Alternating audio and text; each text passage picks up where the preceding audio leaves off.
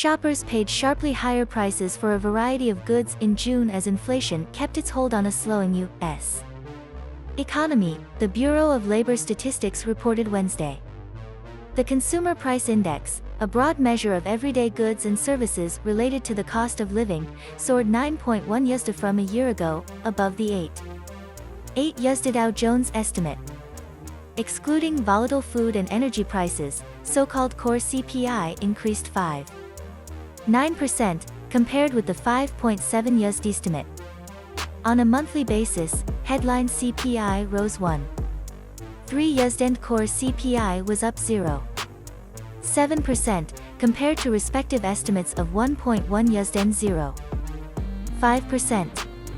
Taken together, the numbers seem to counter the narrative that inflation may be peaking, as the gains were based across a variety of categories. CPI delivered another shock, and as painful as June's higher number is, equally as bad is the broadening sources of inflation, said Robert Frick, corporate economist at Navy Federal Credit Union. The food index increased 1%, while shelter costs, which make up about one-third of the CPI, rose 0.6% the month and were up 5.6% annually. Rental costs rose 0.8% in June, the largest monthly increase since April 1986, according to the BLS. Much of the inflation rise came from gasoline prices, which increased 11.2% in the month and just shy of 60% for the 12-month period. Medical care costs climbed 0.7% in the month, propelled by a 1.9% increase in dental services, the largest monthly rise ever recorded for that sector in data that goes back to 1995. The increases marked another tough month for consumers, who have been suffering through soaring prices for everything from airline tickets to used cars to bacon and eggs.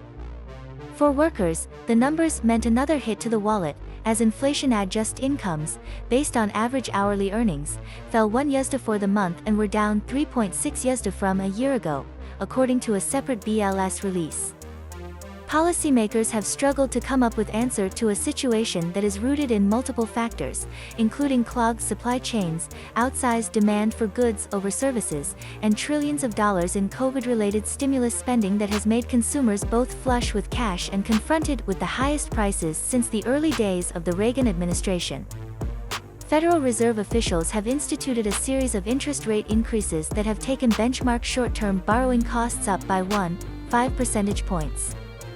In a statement following the report, Biden said, "Tackling inflation is my top priority," and repeated previous calls for oil and gas companies to lower prices and Congress to vote on legislation he said will reduce costs for various products and services.